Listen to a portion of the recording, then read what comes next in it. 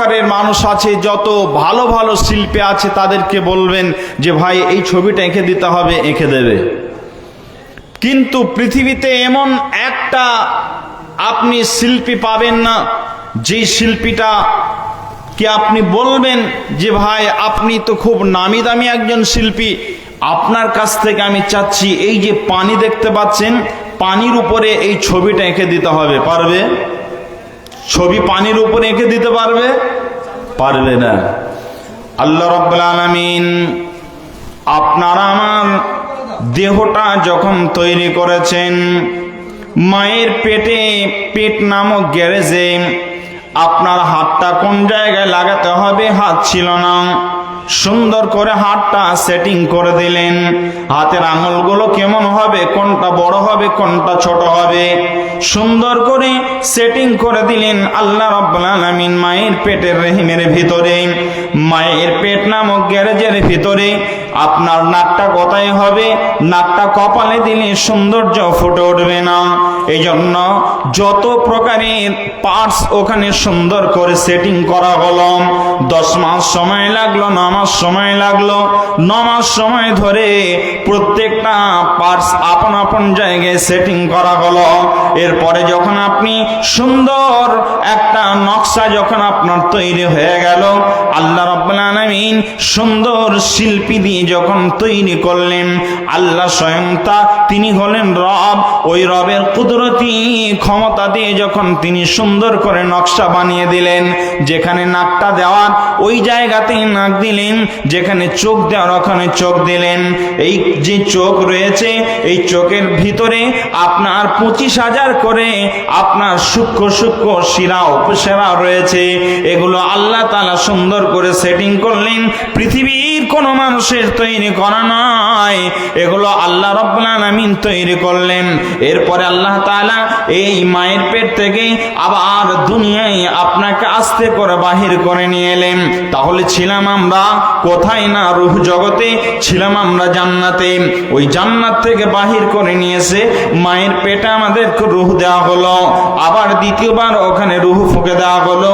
ওই আত্মা পাওয়ার পর সুন্দর স্ট্রাকচার তৈরি করে মানুষ রূপে আপনি আব্দুল্লাহ, আপনার নাম ধাম কিছুই ছিল না, আকার আকৃতি ছিল না। যেমন একজন এমন শিল্পী পৃথিবীতে নেই যে পানির উপরে সুন্দর করে ছবি এঁকে দিতে পারে। আল্লাহ রাব্বুল আলামিন মায়ের পেটে পানি আকারে যে নতফাটা রাখলেন, ওই নতফার উপরে আল্লাহ সুন্দর করে তার শিল্পী ক্ষমতা দিয়ে, তার কুদরতি ক্ষমতা দিয়ে শিল্পী যেমন তার সুন্দর করে ছবি আঁকতে পারে, আল্লাহ রাব্বুল আলামিন আব্দুল্লাহ আপনি আপনার ছবিটা রেখে দিলেন। আল্লাহ রাব্বুল আলামিন আপনাকে আব্দুর রহমান বানিয়েছেন, আব্দুল্লাহ বানিয়েছেন, আব্দুল গাফফার বানিয়েছেন, আব্দুল সাত্তার বানিয়েছেন। এগুলো পৃথিবীর কারোর বানানো নয়, স্বয়ং রব আল্লাহ রাব্বুল আলামিন এখানে তিনি সুন্দর করে একটা একটা করে বানিয়েছেন। এরপর ওখান থেকে আমরা চলে এলাম, ওখান থেকে এলাম কোথায়? দুনিয়াতে। দুনিয়া হলো একটা রোড নামক দুনিয়াতে আল্লাহ রাব্বুল আলামিন আমাকে আপনাকে ছেড়ে দিলেন। এই দুনিয়া নামক রোডে আমরা এখন চলছি, আমরা আমাদের গতিতে চলছি, কিন্তু আল্লাহ বললেন সাবধান। রোডে যখন আমি আপনি চলতে শুরু করেছি, দুনিয়ায় যখন এসেছি, তখন আল্লাহ আমাদেরকে সাবধান বানিয়ে শুনিয়েছেন। ওই সাবধানটা কি সেটাই আজকে আপনাদেরকে বলবো ইনশাল্লাহ। সেটাই আজকে আপনাদের সামনে বলার চেষ্টা করছি। আমি একটু পরেই ওই কথাটা বলবো সাবধানটা কি বলেছেন। তবে আমরা দুনিয়াতে আছি, দুনিয়ায় কিন্তু চিরস্থায়ী থাকার জায়গা নয়। এই জায়গা ছেড়ে আমাদেরকে চলে যেতে হবে অনন্তকালের জন্য, আমাদেরকে নির্দিষ্ট একটা সময়ের জন্য আমাদেরকে বারজাক নামক জায়গাতে যেতে হবে। ওর নাম হলো কবর। কবরে একটা নির্দিষ্ট সময়ে থাকতে হবে। তারপরে আল্লাহ রাব্বুল আলামিন এই গোটা পৃথিবী, এই যে বিল্ডিং রয়েছে আপনাদের এলাকায়, বড় বড় বিল্ডিং রয়েছে, বড় বড় টাওয়ার রয়েছে, বড় বড় আপনার যেই পাহাড়গুলো রয়েছে, একটা আল্লাহ তাআলা এই অবস্থাতে রাখবেন না।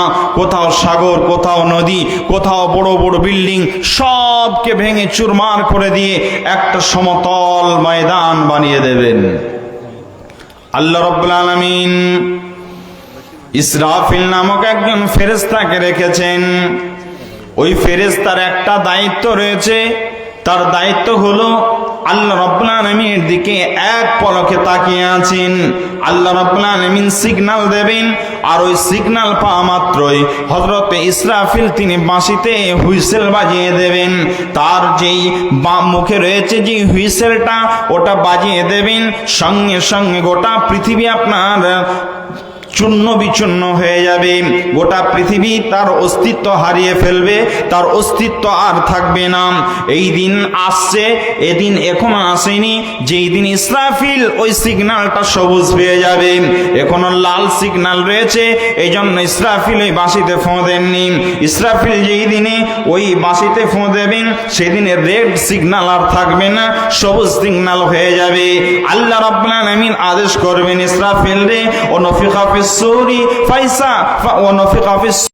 এর সঙ্গে ইসরাফিলের এই বাঁশির আওয়াজে গোটা পৃথিবীতে যত মানুষ ছিলেন তারা আগের হুইসেলে সব মারা গেছেন, ধ্বংস হয়ে গেছে পৃথিবী, আর কেউ আর বেঁচে নেই। ওই অবস্থাতে দ্বিতীয়বার যখন সুম্মা নুফিখা ফীহি উখরা, যখন আবার দ্বিতীয়বার ফুঁক একটা আয়াত নাজিল করেছেন,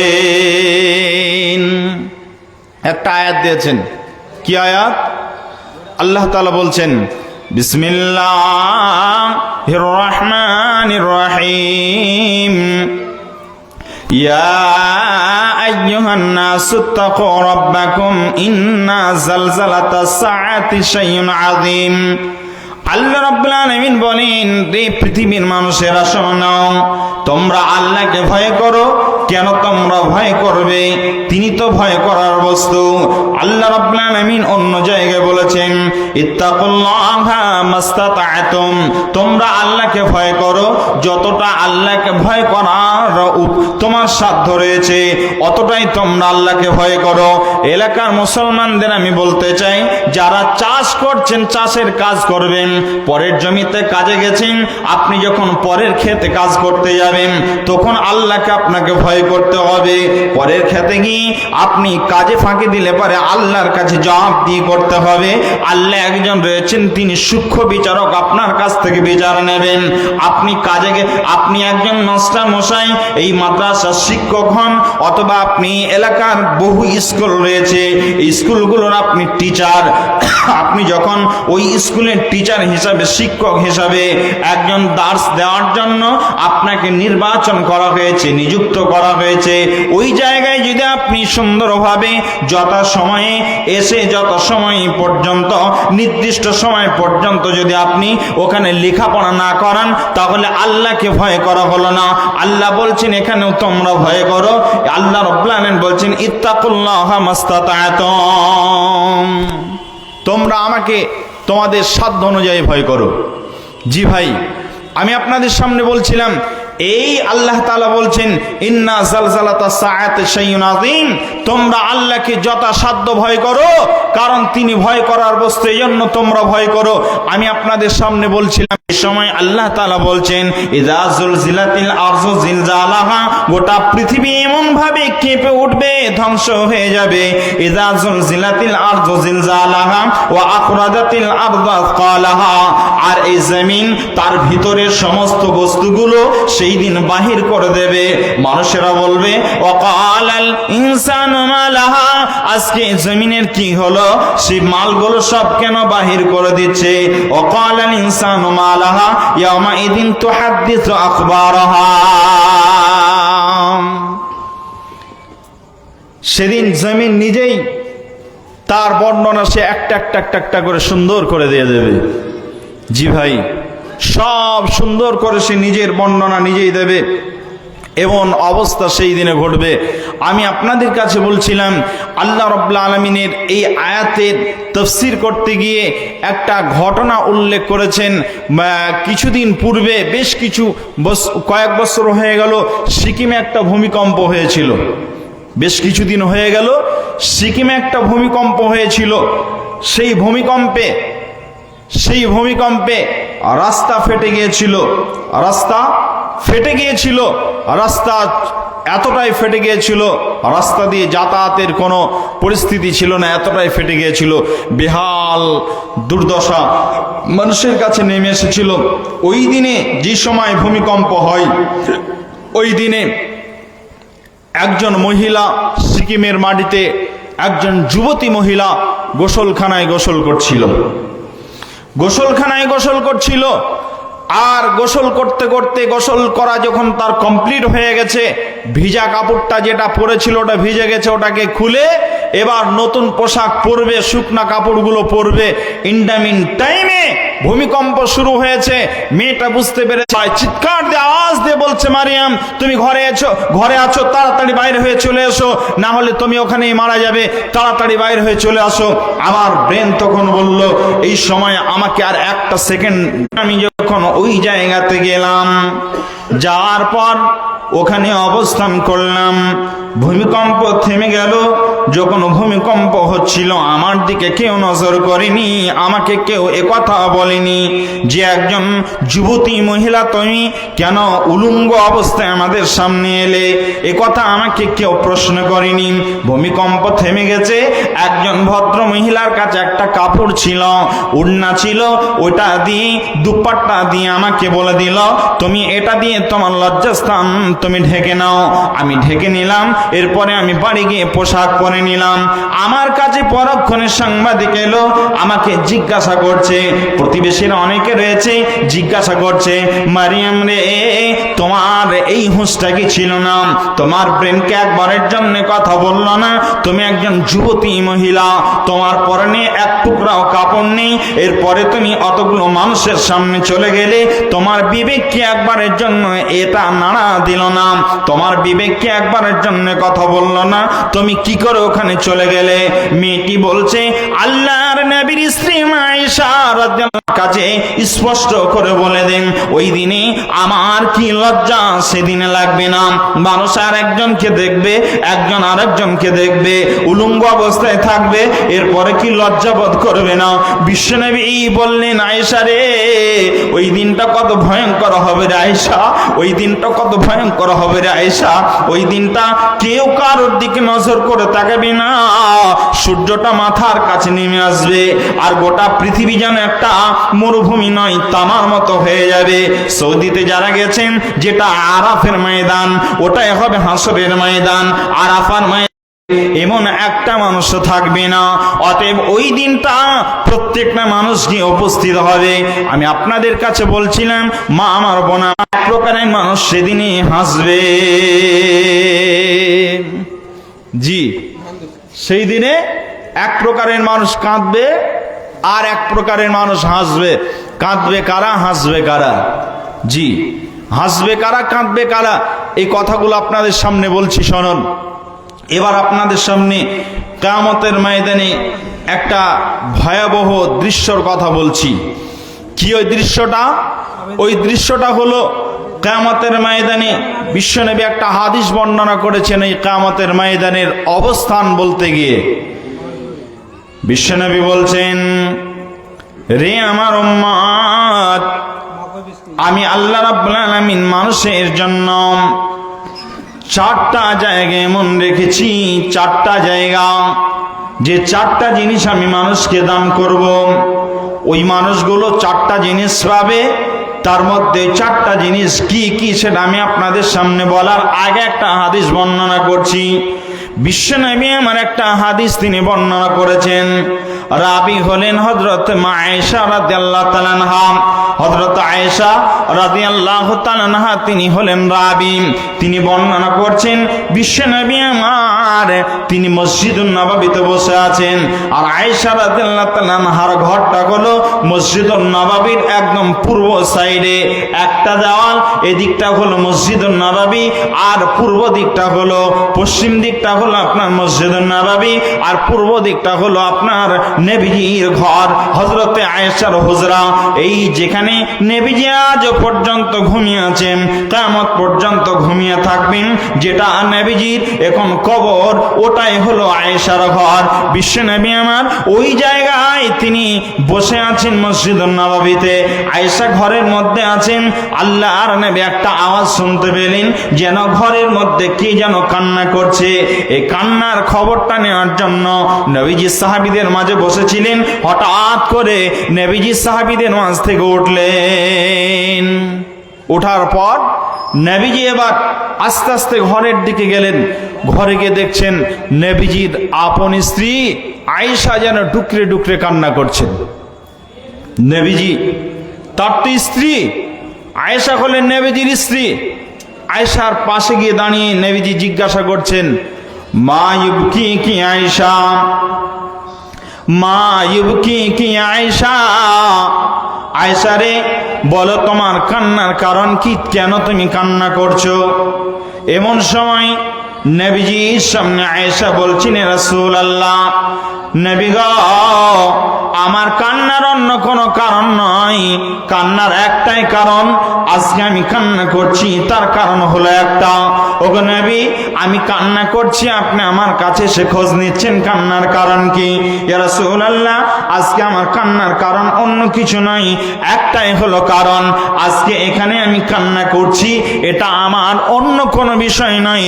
কোরআনে কারীমের একটা আয়াত আমার মনে পড়ে গেছে, ওয়া বিসমিল্লাহির রাহমানির রহিম, ওয়া ইম মিনকুম ইল্লা ওয়ারিদুহা কানা আলা রাব্বিকা হাতমান মাকদিয়া। আল্লাহ রাব্বুল আলামিন বলেছেন, এমন একটা জায়গা আছে কিয়ামতের ময়দানে, ওই জায়গাটা প্রত্যেকটা মানুষকে অতিবাহিত করতে হবে, প্রত্যেকটা মানুষকে যেতে হবে। আদম থেকে শুরু করে নবী মুহাম্মদ রাসূলুল্লাহ সাল্লাল্লাহু আলাইহি ওয়াসাল্লাম পর্যন্ত যত নবী রাসূল এসেছিলেন, প্রত্যেকটা নবী রাসূলকে রাস্তা পার হতে হবে। ওই জায়গাটা প্রত্যেকটা পৃথিবীর মানুষকে পার হতে হবে। ও নবী, ওই জায়গাটা এত সরু, এত চিকন, এত ধারালো, ওই জায়গায় পার হওয়ার কথা আমার মনে পড়ছিল, জাহান্নামের কথা আমার মনে পড়ছিল, জাহান্নামের খবরটা আমার কাছে বারবার, জাহান্নামের কথা আমার মনে পড়ছিল। এই কারণে আমি স্থির থাকতে না পেরে আমি কান্না করছি গো নবী। আখিরাত কেন্দ্রিক বিষয় নিয়ে আমি কান্না করছি, দুনিয়ার কোন বিষয় আমাকে কান্না করায়নি, দুনিয়ার কোন বিষয় আমি কান্না করিনি।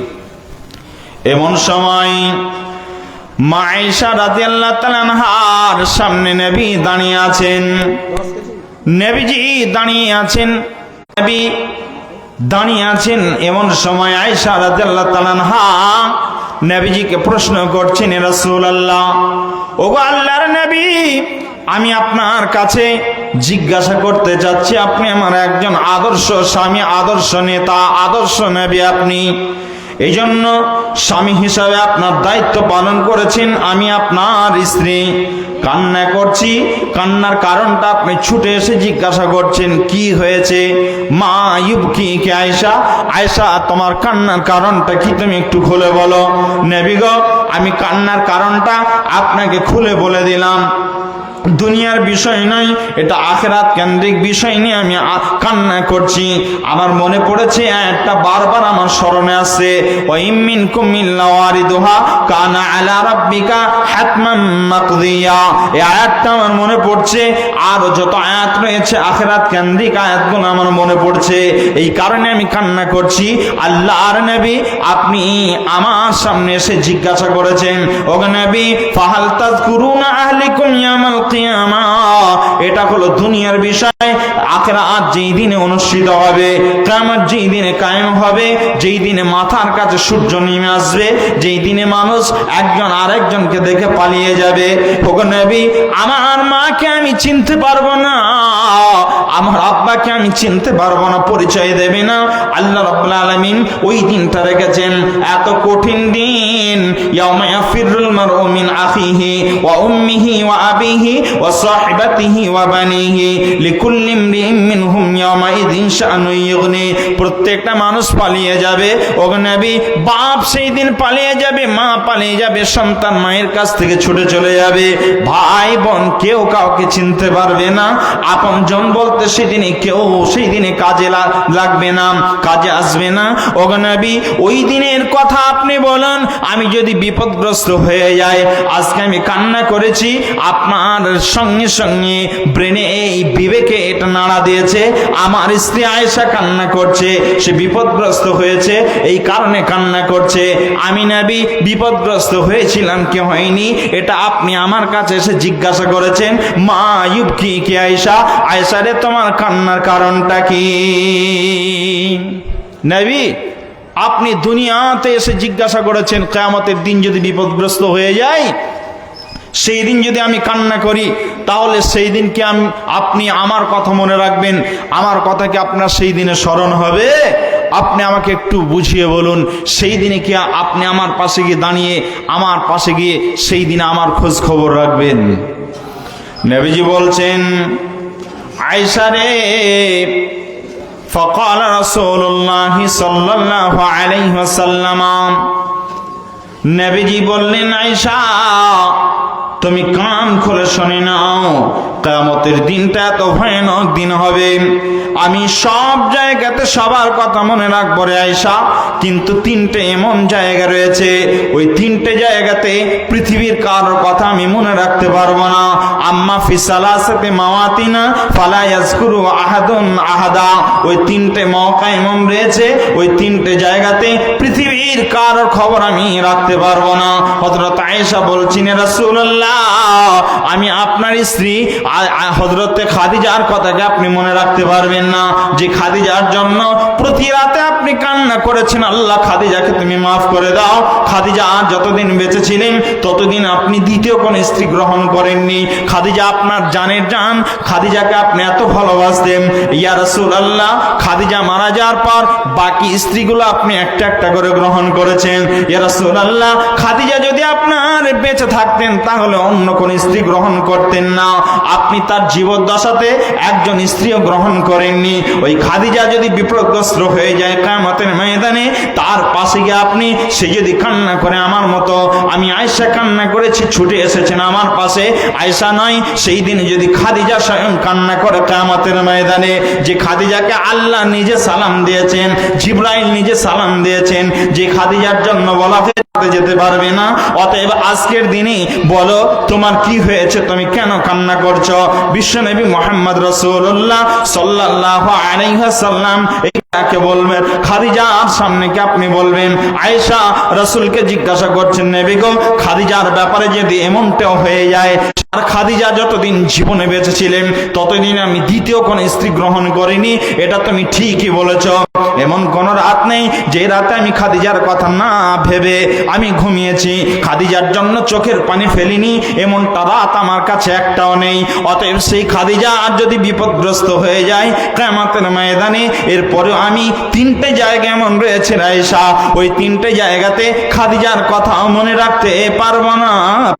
ওয়াইন্দাল মিজান, যেখানে নেকি আর পাপ ওজন করা হবে, যেখানে আপনার তারাজু রয়েছে, ডানি পাল্লা রয়েছে নেকি আর পাপ ওজন করার জন্য, ওই জায়গাতে আয়েশা ওয়াইন্দাল কিতাব হিনা ইয়াকালু হাউম ইকরাউ কিতাবিয়া, দ্বিতীয় নাম্বার হলো আয়েশা, দ্বিতীয় নাম্বার যেটা আল্লাহ রাব্বুল আলামিন সূরা হামিমের মধ্যে আল্লাহ রাব্বুল আলামিন তিনি সূরা হাক্কার মধ্যে আল্লাহ তাআলা বিস্তারিত ওই দ্বিতীয় নাম্বার জায়গাটা কোন জায়গা? সেটা হলো ওই জায়গা যেখানে আল্লাহ রাব্বুল আলামিন পাপীদেরকে বাম হাতে পিছন দিক থেকে আর ডান হাতে যারা জান্নাতি ভালো মানুষ তাদেরকে ডান হাতে সামনাসামনি সার্টিফিকেট প্রদান করবেন।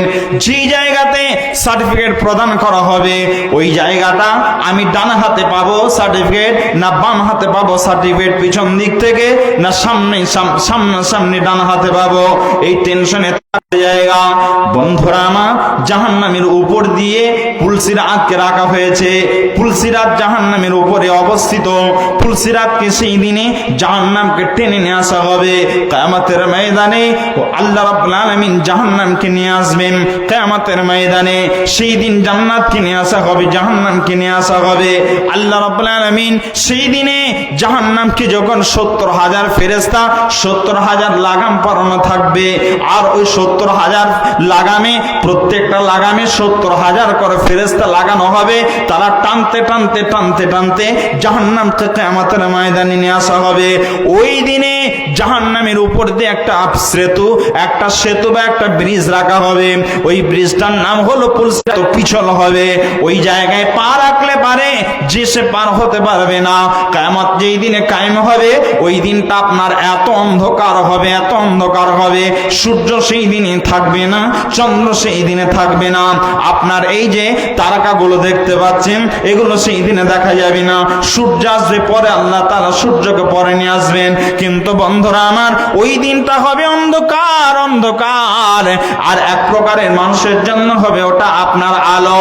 সেই দিন মানুষকে আল্লাহ মুকাম্মাল নূর দেবেন, আলো দেবেন, আর তাদেরকে ক্ষমা করে দেবেন আল্লাহর কুদরতি ক্ষমতাতে। অতএব বন্ধুরে, ওই দিনে আল্লাহ রাব্বুল আলামিন যেন আমাদের প্রত্যেককে আলো মুকাম্মাল দেন। আল্লাহর কাছে দোয়া করি, মাবুদ তুমি আমাদেরকে কিয়ামতের ময়দানে সকলকে আলো দিও। যেন হয় অন্ধকার না থাকলে লাইটের প্রয়োজন হয় না, ওই দিনে ভয়ঙ্কর অন্ধকার হবে। আর একটা কথা আপনাদের বলি, দর্শন থেকে দার্শনিকদের একটা তত্ত্ব হলো এই, যেখানে আগুন জ্বলবে সেখানে ধোঁয়া উঠবে। যেখানে আগুন জ্বলবে সেখানে আপনার ধোঁয়া উঠবে উপরের দিকে। জ্বালানি বুঝেন তো? বুঝেন। এই খড়গুলো ধরে নিন, একটা বড় একটা গাদা দিলেন, শুকনো খড়, এগুলো নিয়ে গিয়ে যদি একটা আগুন জ্বালিয়ে দেন, দাও দাও দাও দাও করে ফুটবে কি ফুটবে না? ফুটবে। আপনি দূর থেকে দেখতে পাবেন যে কারোর ঘরে আগুন, ওই আগুন জ্বলতে জ্বলতে গিয়ে মাঠে যত গম ছিল সব গম শেষ হয়ে গেছে। জি, মাঠকে মাঠ সব শেষ। এমন ঘটনা অনেক ঘটে। তা আমি আপনাদের সামনে যেটা বলছিলাম, আলোর প্রয়োজন। আল্লাহ রাব্বুল আলামিন সেই দিনে মানুষকে 4টা জিনিস দান করবেন। কয়টা জিনিস? 4টা জিনিস দান করবেন। তার মধ্যে 1 নাম্বারে যেটা, সেটা হলো আলো। আল্লাহ রাব্বুল আলামিন বলেন, সেই দিন তোমরা মুমিন পুরুষ এবং মুমিন নারীদেরকে দেখতে পাবে। ইয়াউমা তারাউনাহা তাযহালু কুল্লু মুরজিআতিন আম্মা আরযাত। সেই দিন মানুষকে দেখতে পাবে কিয়ামত যেই দিন অনুষ্ঠিত হবে। আর ওই ময়দানে যেই দিনে সেতু বা ব্রিজটা পার হতে হবে ওখানে লাইটের প্রয়োজন হবে। দুনিয়াতে আপনার বন্ধু ছিল, অনেক নামি দামি বন্ধু ছিল, তো বিপদে সে থাকতো, তার বিপদে আপনি থাকতেন, আপনার বিপদে সে থাকতো। প্রতিদিন বৈকাল বেলা আপনি সন্ধ্যার সময় বাজারে গেছেন ঘুরতে, কে গেছে আপনার সাথে? না, আপনার বন্ধু গেছে আপনার সাথে। বন্ধু গেছে আপনার সাথে ওই বাজারে, মার্কেটে। আপনার প্রত্যেকটা প্রয়োজনে আপনি ছেলের বিবাহ দেবেন, মেয়ের বিবাহ দেবেন, আপনার বন্ধুকে আপনি নিয়ে গেছেন, বন্ধুর ছেলে মেয়ের বিবাহ দেবে। আপনার রীতিনীতি বন্ধু আর একজন বন্ধুকে এমন আপনার সাপোর্ট করে, সাহায্য করে। কিয়ামত যেই দিন অনুষ্ঠিত হবে ওই দিনে এক প্রকারের বন্ধু, যেই বন্ধু দুনিয়াতেও ছিল, ওই বন্ধুগুলোর মধ্য থেকে আপনার পিছনে পিছনে বন্ধু যাবে। যেই মায়ের সঙ্গে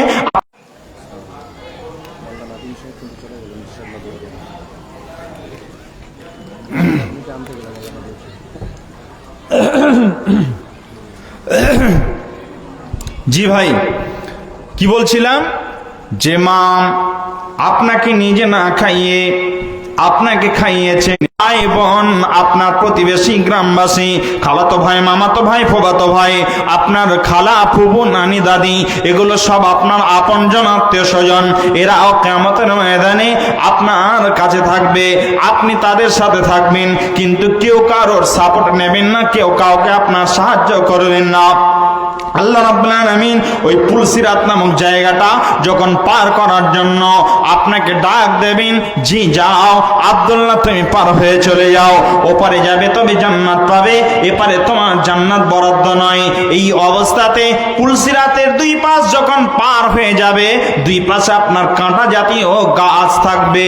ওই কাঁটা জাতীয় গাছগুলোতে আমাদের এলাকাতে আমরা দেখেছি এক ধরনের মাছ ধরার জন্য এরকম বংশী পাওয়া যায়। আপনার কি পারতে পারবেন না, এত ভয়ঙ্কর সরু রাস্তা, দুই পাশে আপনার অসংখ্য ওই কাঁটা জাতীয় গাছগুলো থাকবে।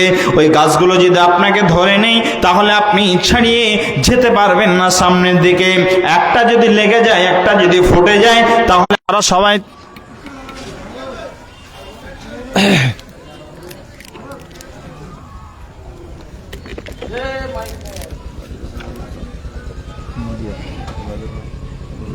সাহেব আছেন, আমার নাম মুক্তার হোসেন।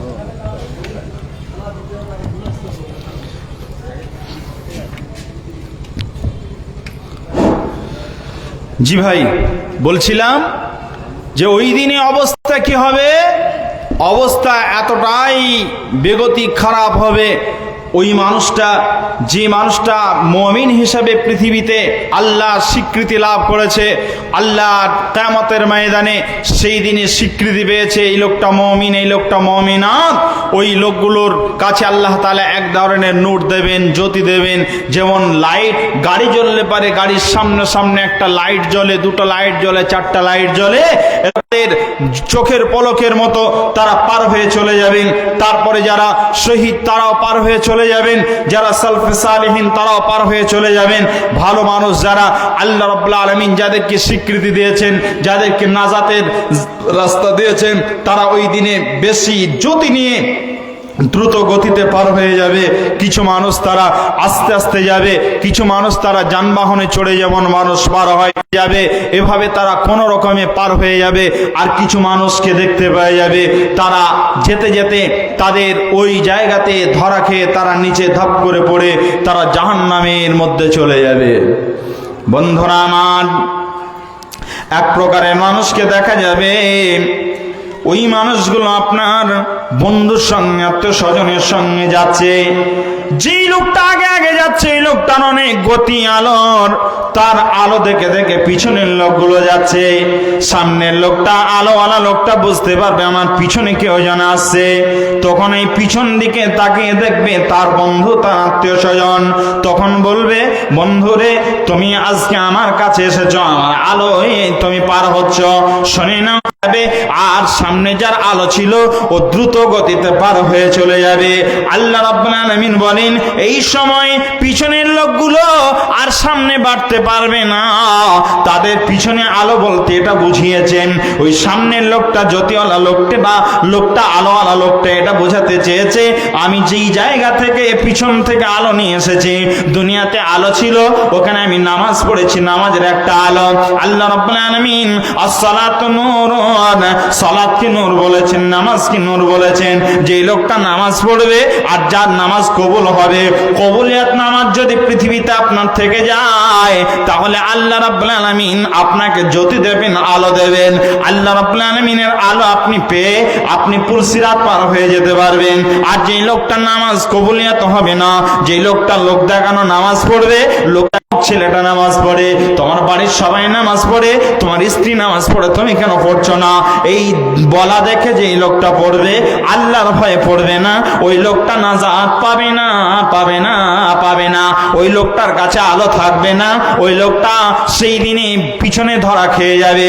এই জন্য আল্লাহ রাব্বুল আলামিনের ওই গোলাম, আল্লাহ রাব্বুল আলামিনের এই বান্দা বলবে ইয়াউমা ইয়াউমা, আল্লাহ রাব্বুল আলামিনের সামনে বলবে। আর পিছন ফিরে যেই লোকগুলো তাকাবে তারা ওখানে ধরা খেয়ে যাবে, তাদেরকে ওই জায়গাতেই ফেলে দেওয়া হবে।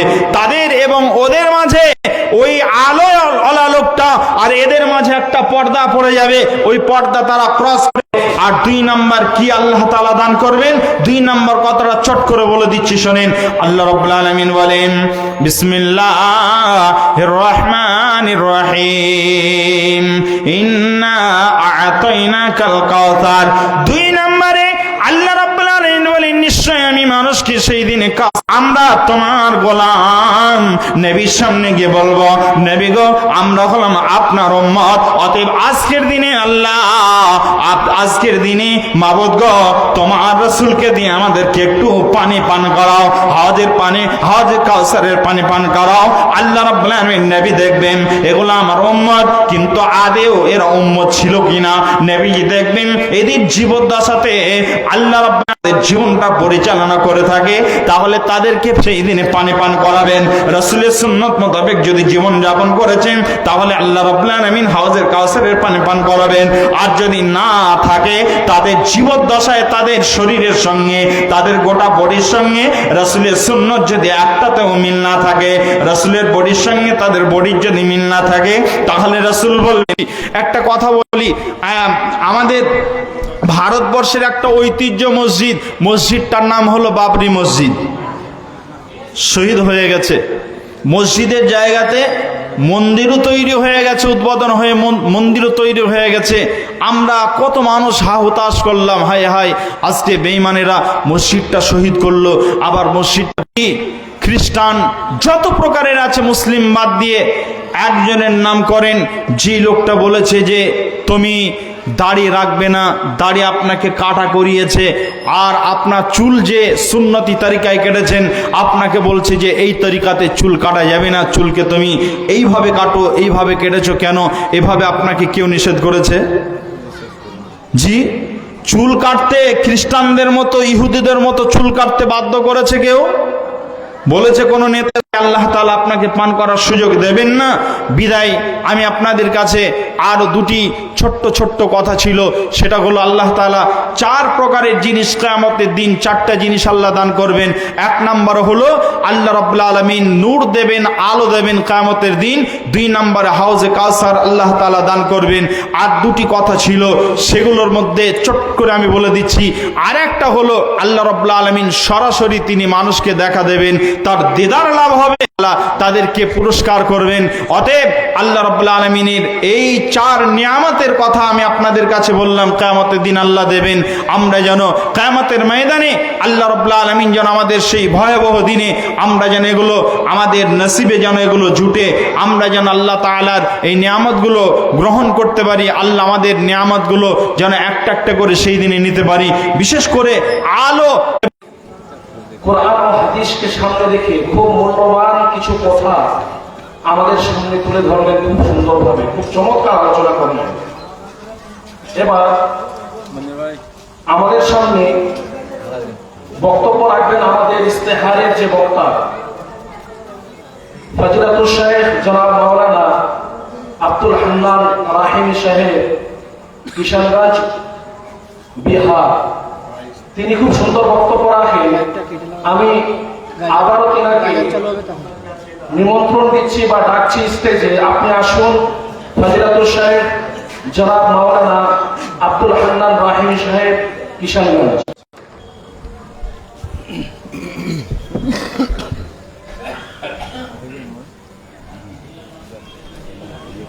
দয়া করে আল্লাহর ওয়াস্তে আসুন, তো নিচে চলে আসুন।